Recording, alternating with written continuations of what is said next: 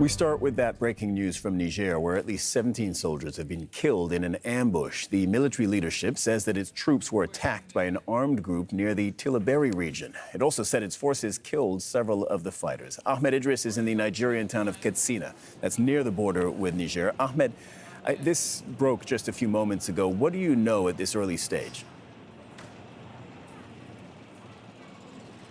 Well, it's a continuation of the violence we see on the Niger, Mali and Niger-Burkina Faso border.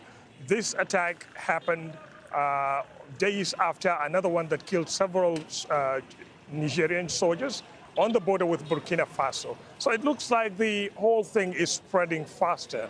Now, that's one of the main concerns of security analysts in the region about the continuing growth of coups in the region.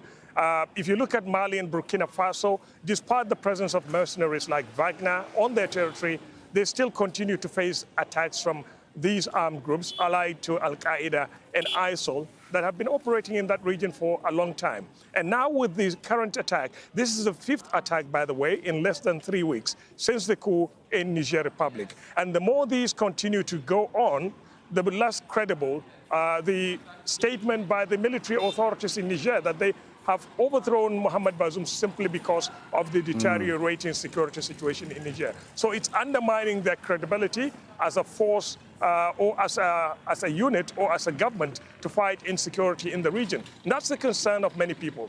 There are people, especially security analysts, who think that the continuing spread of coups in the region will embolden armed groups. And that is what we continue to see since the coup in Mali and then the coup in Burkina Faso as well. Now Niger is suffering the same fate.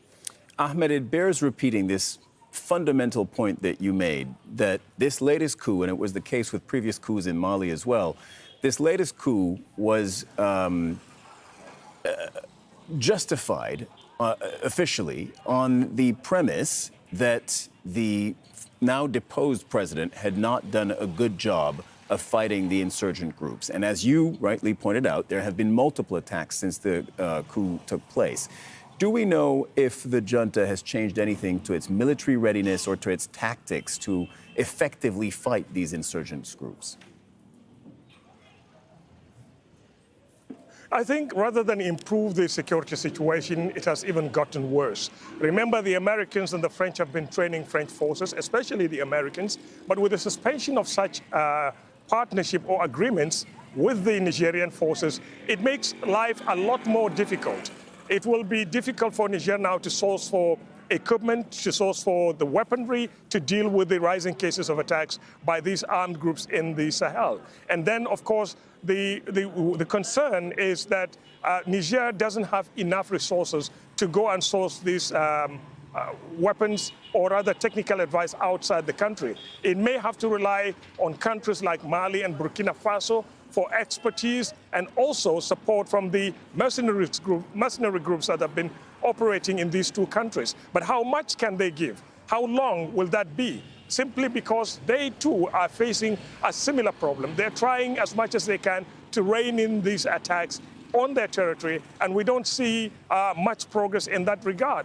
They continue to witness these, and I think what will happen in the next few months or so, if this coup survives it, will be public anger directed at the coup plotters in Niger Republic, because people will start questioning the credibility of their allegations that Bazoum has failed to rein in insecurity in that country, and it's happening to them. So basically, the reason for the coup, one of the main reasons of the coup, may have been completely eroded. Ahmed, something else we want to ask you about. Niger's coup leaders have sent their newly appointed Prime Minister Ali Mahaman Lamine Zain to neighboring Chad for talks, and he met Chad's Prime Minister in N'Djamena.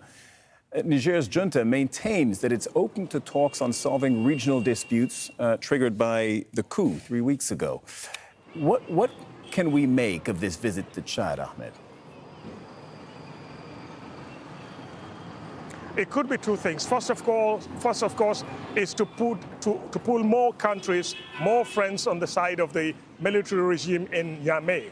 And secondly, also to sort of keep the hope that negotiations to end the crisis diplomatically is possible. Now, the Prime Minister is there. We are not sure exactly what message he took to President Idris Deby, Mohammed Idris Deby. But remember, Mohammed Idris Deby was the first envoy who tried to intervene, who tried to mediate between the coup plotters and the economic community of West Africa states to sort this one out or to sort the problem diplomatically, but they turned him back. Now, whether or not this is another rapprochement or another charm offensive by the authorities in Niger to try to draw Chad back into the fold of negotiations, or they're trying to keep as many friends as they can on their side as they face international pressure to restore Mohamed Bazoum to power, remains to be seen in the next few weeks or so.